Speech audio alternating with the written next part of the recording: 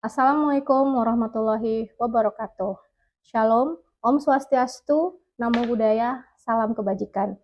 Semoga kita semua dalam keadaan sehat selalu dan dilindungi oleh Tuhan Yang Maha Esa. Perkenalkan, saya Eka Nurminda Dewi Mandalika, selaku dosen tetap pada program studi S1 Agribisnis Fakultas Pertanian Universitas Mataram. Saat ini saya sedang mengikuti proses sertifikasi dosen gelombang 1 tahun 2026.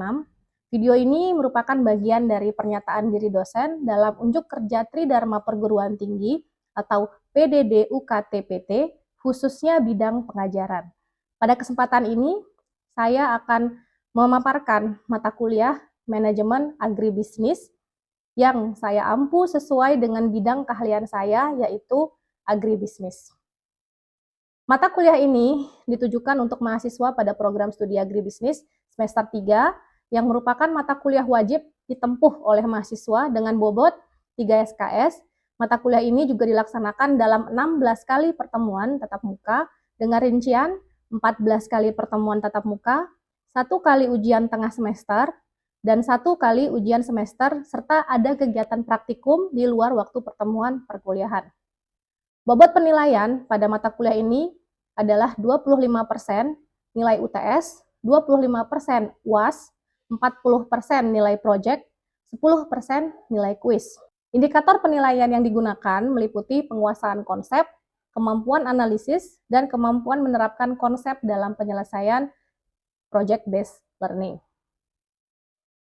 Sedikit penjelasan tentang mata kuliah ini. Manajemen agribisnis merupakan sebuah ilmu di bidang pertanian yang mempelajari penerapan pelaksanaan fungsi-fungsi perencanaan, fungsi pengorganisasian, fungsi pengarahan, dan fungsi pengawasan serta pengendalian dengan menggunakan sumber daya yang tersedia untuk menghasilkan produk pertanian serta nilai tambah yang mampu menghasilkan keuntungan secara maksimal. Capaian pembelajaran pada mata kuliah ini menyangkut pada 5 CPL, antara lain CPL 5, yaitu Rekayasa Sosial Ekonomi, Agribisnis. Yang kedua adalah CPL 7, yaitulah Keberlanjutan dan Sistem Pengembangan Agribisnis. Ketiga, CPL 8, Sinergitas Kemampuan Keorganisasian dan Komunikasi Kerja Mandiri, Kerjasama, dan Membangun Jaringan.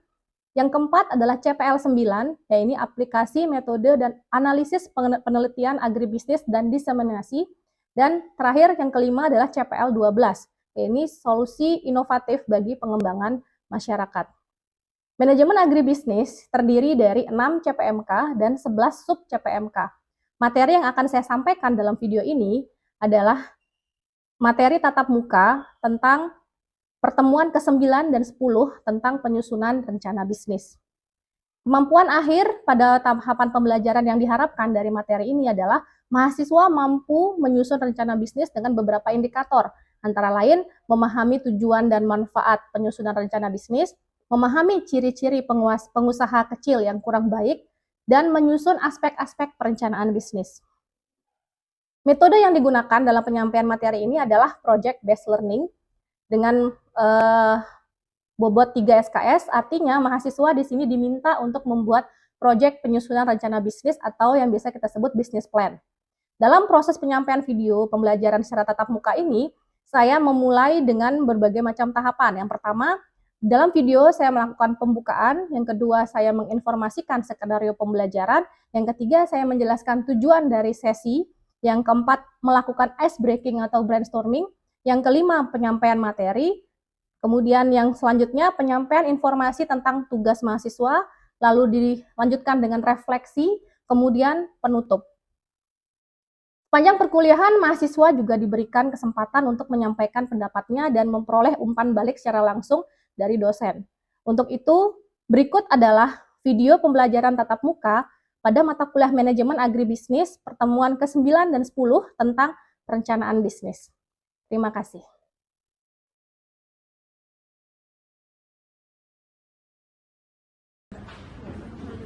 Assalamualaikum warahmatullahi wabarakatuh. Waalaikumsalam warahmatullahi wabarakatuh. Selamat siang semuanya. Siang. Apa kabar siang ini? Baik. Sudah makan siang? Belum. Apa belum makan? Baik ya. Sebelumnya saya ucapkan terima kasih untuk kalian yang sudah tepat hadir di dalam perkuliahan kita hari ini. Seperti biasa, sebelum kita mulai perkuliahan ini, ada baiknya kita berdoa dulu ya untuk keberkahan dan kelancarannya. Silakan berdoa menurut kepercayaan masing-masing. Berdoa mulai. Berdoa selesai. Baik. Untuk hari ini kita akan melanjutkan materi kita ya. Jadi materi hari ini adalah tentang perencanaan bisnis. Ini adalah bab ke-9 pertemuan kita setelah UTS. Jadi materinya tentang perencanaan bisnis. Untuk 30 menit perkuliahan kita nanti ya, skenarionya seperti ini. 5 menit pertama akan kita mulai dengan salam, kemudian saya akan absensi sebentar lagi. Kemudian 5 menit selanjutnya ini kalian akan menyimak dan mendiskusikan apa saja capaian pembelajaran untuk mata kuliah ini. Kemudian 10 menitnya kita membahas tentang materi rencana bisnis, 5 menit menjelaskan tentang tugas rencana bisnis, dan ada refleksi dan penutup. Jadi ada total 30 menit untuk skenario pembelajaran kita hari ini. Oke, sebelumnya saya cek absennya. Dari 30 orang mahasiswa, di sini semua sudah hadir ya. Terima kasih atas kehadiran kalian semua. Jadi bisa kita langsung. Nah, untuk tujuan sesi ini di pertemuan ke-9, CPMK-nya adalah menyusun rencana bisnis. Ini ada di CPMK 5 dengan sub CPMK-nya adalah mahasiswa mampu menyusun rencana bisnis. Ya. Jadi indikatornya apa saja yang akan kita pelajari hari ini adalah tentang bagaimana yang pertama kalian bisa memahami tujuan dan manfaat penyusunan rencana bisnis. Kemudian yang kedua, memahami ciri-ciri pengusaha kecil yang kurang baik, dan yang ketiga, menyusun aspek-aspek perencanaan bisnis. Ini adalah 3 indikator yang akan kita pelajari hari ini di pertemuan ini. Oke, saya pengen tahu sebelum kita masuk ya lebih dalam ke materi, saya ingin tahu jenis bisnis apa saja yang bergerak di bidang pertanian. Ada yang tahu nggak? Boleh angkat tangan? Silahkan. Agrowisata, boleh. Jangan tanya. Ya, silakan. Jual beli pertanian. Jual beli Hasil pertanian. hasil pertanian. Ada lagi yang lain? Ya, silakan. Jual beli pupuk, benar. Ya, silakan. Jual beli benih, ya. Semuanya benar. Jadi itu adalah beberapa jenis bisnis yang bergerak di bidang pertanian. Jadi secara tidak langsung kalian sudah mulai memahami ya kira-kira bisnis apa saja yang bergerak di bidang pertanian. Oke, kita masuk ke materi sekarang. Boleh kalian catat ya. Jadi apa sebenarnya rencana bisnis ini? Rencana bisnis ini merupakan satu dokumen yang berisi tentang hasil analisis bisnis atau studi kelayakan yang menggambarkan kondisi perusahaan ditinjau dari aspek pemasaran, aspek produksi, aspek manajemen, dan aspek keuangan atau finansial. Ya, jadi intinya di mana-mana yang namanya bisnis itu harus ada planningnya. Harus kita buat planningnya dulu. Apapun itu, kalian pun kalau misalnya mau merencanakan liburan, misalnya bersama keluarga, kalian harus punya planning kan? Kalau misalnya tidak punya planning, otomatis apa yang akan terjadi? Berantakan, ya. Tidak ada aturannya, gitu ya. Tidak terukur semuanya. Jadi harus ada yang namanya rencana bisnis. Kemudian yang kedua, inti dari perencanaan bisnis ini adalah rencana bisnis akan dijadikan dasar implementasi kegiatan usaha. Sekarang coba kalian bayangkan, kalau misalkan tadi siapa yang menyebutkan bisnisnya di bidang benih? Tadi siapa ya? Ya, coba kalau seandainya bisnis tersebut tidak menggunakan rencana pembuatannya, apa yang akan terjadi? Kacau. Iya, tidak terurus ya, tidak terarah jadinya. Oke, jadi ini adalah pengertian dari rencana bisnis. Nah, sekarang apa kegunaannya? Apa guna dari rencana bisnis ini? Kegunaannya intinya ada 3 ya. Saya sudah merangkumnya di sini. Jadi yang pertama untuk merintis usaha baru. Yang kedua untuk mengembangkan usaha yang sudah ada. Dan yang ketiga untuk memilih jenis usaha atau investasi yang paling menguntungkan. Dari rencana ini kita sudah tahu intinya. Misalnya mau membuat bisnis pupuk, kira-kira berapa budget yang harus kita keluarkan? Kita mau bikin bisnis benih, kira-kira benih apa saja yang harus dijual?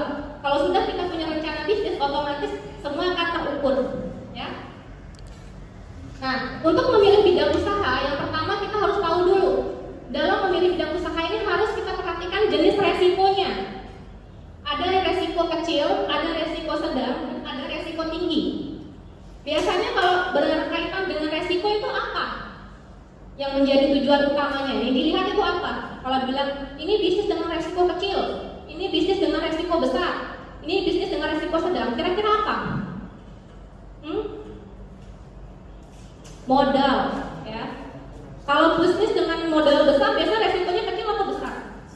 Besar, ya. Karena mereka harus memikirkan bagaimana caranya balik modal. Di mana-mana bisnis itu harus berpikir bagaimana caranya mengembalikan modal. Bahkan bukan hanya mengembalikan modal, harus ada yang namanya keuntungan, gitu ya. Nah, kemudian dalam memilih usaha juga yang perlu diperhatikan adalah 4 hal ini ya. Apakah bidang usaha tersebut ada pasarnya? Kemudian apakah bidang usaha tersebut kita senangi? Apakah bidang usaha tersebut kita yang memiliki atau tidak? Dan apakah keahlian atau sumber daya manusianya ada? Gitu ya.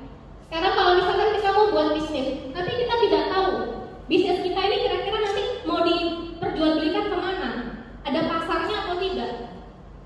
Kita nggak tahu misalnya. Asal yang penting kita suka dengan misalnya contohnya produk makanan. Ada yang suka makan seblak misalnya ya. Karena anak-anak zaman sekarang hobinya makan seblak. Kemudian mau jual seblak di perkampungan yang isinya adalah lansia semua.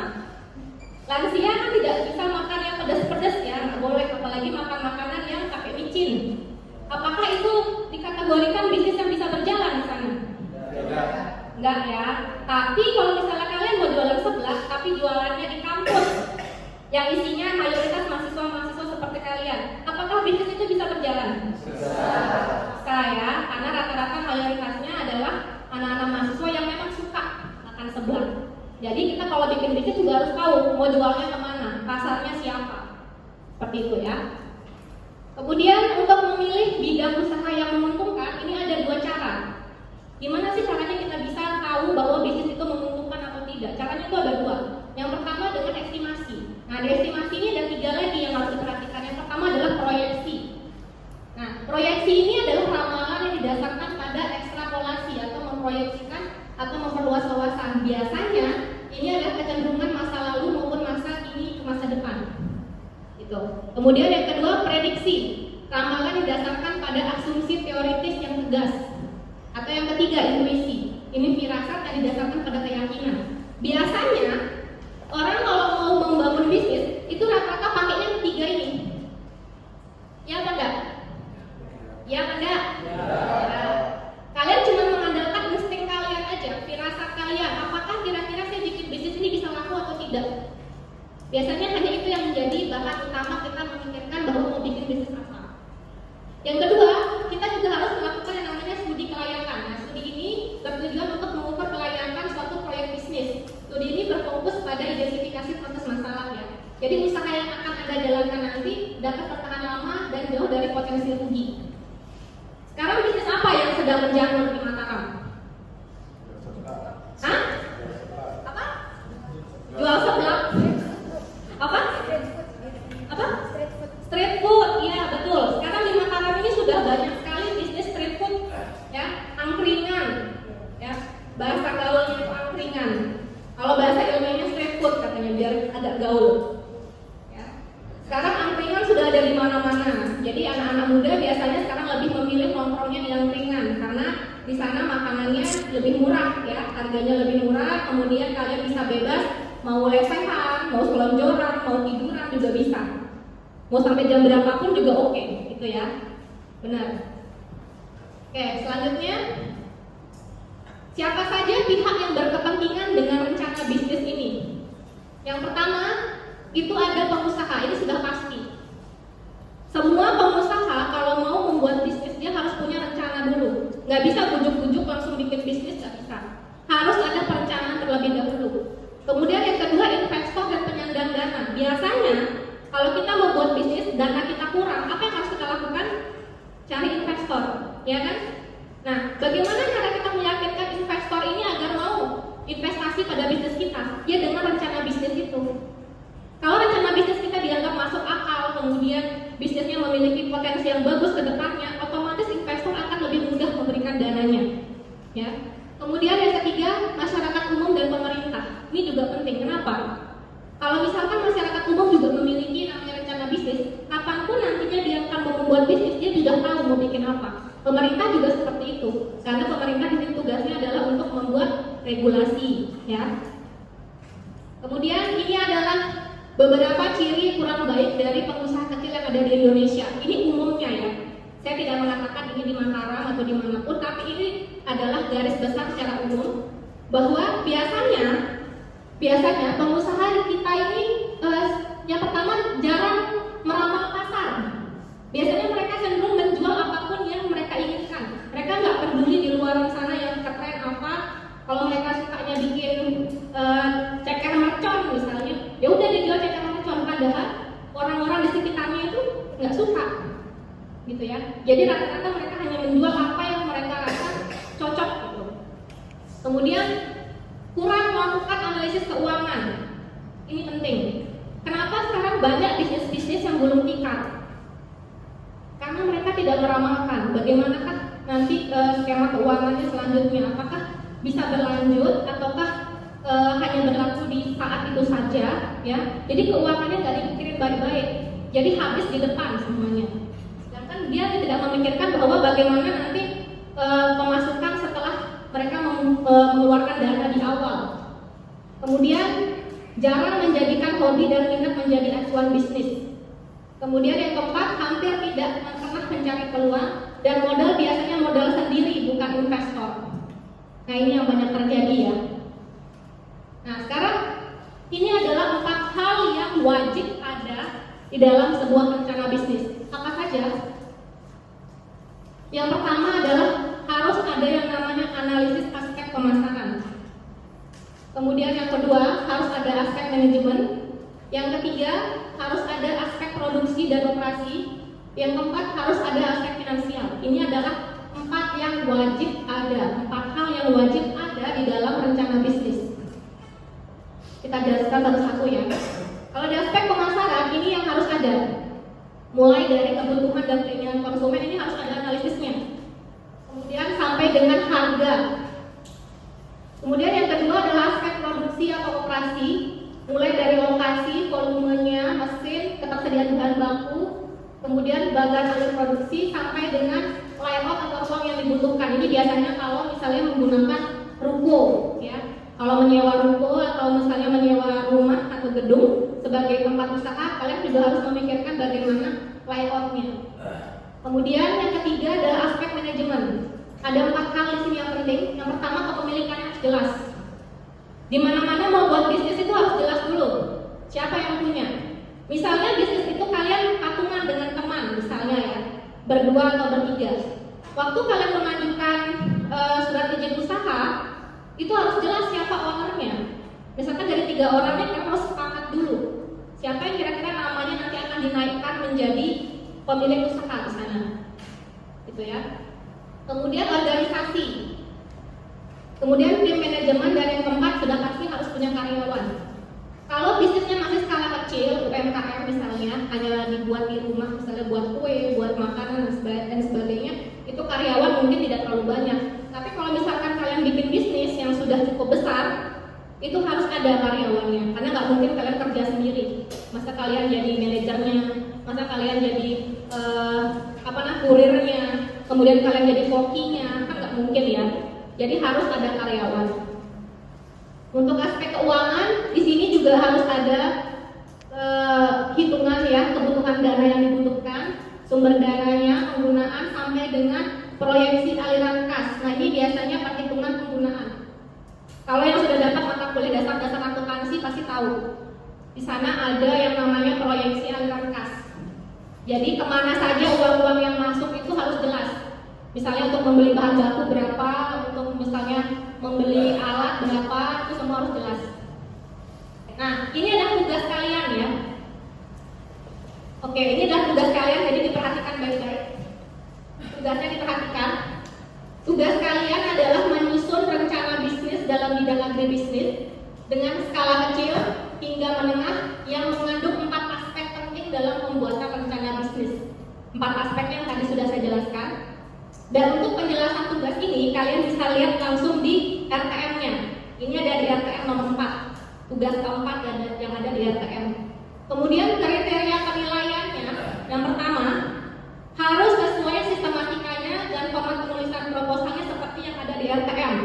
Tidak boleh, fontnya tidak boleh sembarangan, spasinya nggak boleh sembarangan, ya. Semua harus disesuaikan dengan yang ada di RTM. Kemudian setelah itu kalian harus bikin slide presentasi. Kalian presentasikan bisnis yang kalian bikin yang ada di proposal. Kemudian bagaimana kalian menguasai materi presentasi, kemudian kemampuan komunikasi dan penguasaan audiens, serta bagaimana keaktifan teman-teman kalian mahasiswa dalam mengikuti penyajian materi kalian tentang rencana bisnisnya. Rencana bisnisnya ini boleh apa saja ya, tidak mesti harus pembelian pupuk, nggak mesti. Pokoknya apapun yang bergerak di dalam bidang agribisnis pertanian, apa saja. Kalian boleh mulai sekarang survei ya, kira-kira di sekitar rumah kalian, tempat tinggal kalian atau kos-kosannya ada bisnis-bisnis apa saja yang kira-kira bergerak di bidang pertanian. Boleh pakai itu sebagai contoh. Dan ini adalah tugas individu, ya. Ini adalah tugas berbasis project. Jadi kalian harus maksimal karena poinnya di sini cukup besar. Di sini poinnya 10% dari total keseluruhan nilai. Jadi cukup membantu kalau misalkan nanti nilai UASnya ya agak jatuh. Jadi kalian bisa memaksimalkan dengan tugas ini. Oke, sampai sini ada pertanyaan? Saya rasa cukup jelas ya. Oke, ya silakan. Tugasnya boleh mungkin tugasnya mungkin sistem penghijauan lingkungan. Sistem Penghijauan lingkungan. aspek agribisnisnya gimana? Penjual-belian perpohonan. Penjual beli pohon tanaman hias, boleh ya. Itu masih dalam bidang agribisnis. Yang lain ada pertanyaan? Mungkin jenis bisnis apa lagi yang kira-kira kalian mau jadikan tugas? Ada lagi yang perempuan mungkin kira-kira apa? Bisnis apa? Masih mikir ya, oke nggak apa-apa. Tugas ini waktunya 2 minggu ya. Jadi minggu ini adalah minggu awalnya, minggu depan itu nanti kalian boleh mengumpulkan. Nah selama 2 minggu ini kalian boleh observasi lapangan. Jadi kira-kira bisnis-bisnis apa saja yang cocok ya dijadikan tugas, dimasukkan sebagai tugas. Nanti kalian di sana hitungannya seperti memperkirakan kira-kira bisnis ini apakah bisa berlanjut atau tidak. Nanti kalian bisa lihat sendiri. Jangan jauh-jauh. Contohnya bisnis jualan minuman es kelapa muda juga boleh. Ya, karena apa? Bahan baku yang dipakai untuk membuat es kelapa muda itu adalah dari pertanian kan. Dari mana dia dapat bahan bakunya, kemudian bagaimana proses distribusinya, itu boleh. Jadi jangan yang terlalu tinggi-tinggi. Kalau misalkan masih mau yang istilahnya bisnisnya yang masih skala rumah tangga juga tidak masalah, boleh ya. Oke, kita masuk ke bagian terakhir adalah refleksi. Ya, refleksi di sini saya minta kalian untuk mengeluarkan kertas 1 lembar. Silakan. Kemudian dituliskan nama dan NIM-nya. Refleksi di sini saya minta kalian untuk menuliskan, ya, menyebutkan dan menjelaskan dengan singkat 4 aspek penting yang harus ada di dalam rencana bisnis atau business plan. Ini sudah tadi saya jelaskan di awal, ada 4 hal yang paling penting harus ada. Saya berikan waktu sekitar 3 menit untuk menjawab. Selanjutnya akan saya minta untuk kumpulkan.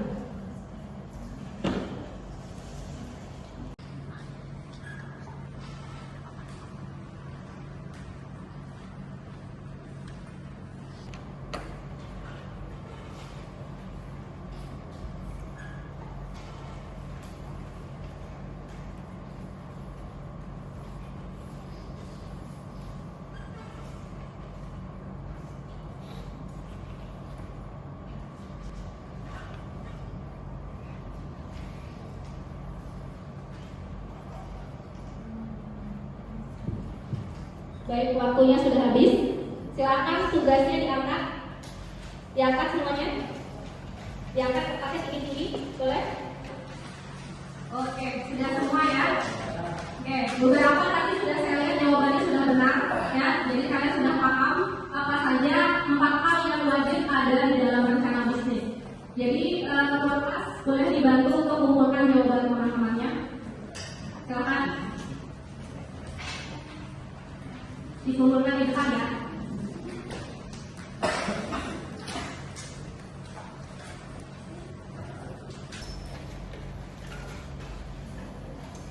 Sudah ini. Oke, terima kasih semuanya. Untuk jawabannya ya, hasilnya akan saya umumkan di pertemuan selanjutnya. Jadi dengan berakhirnya refleksi tadi, ini mengakhiri kelas kita ya hari ini. Jadi mulai sekarang boleh sambil dipikirkan kira-kira mau bikin proposal atau rencana bisnis seperti apa. Kalau memang ada yang hal-hal yang mungkin akan kalian diskusikan, boleh dilanjutkan di grup WhatsApp kelas kita, ya. Atau mungkin sekarang ada yang bertanya sebelum saya akhiri kelas ini. Sudah cukup jelas ya. Baik, terima kasih atas partisipasinya untuk hari ini. Semoga dengan perkuliahan ini bisa menjadi manfaat buat kalian semua dan juga untuk saya. Terima kasih. Assalamualaikum warahmatullahi wabarakatuh.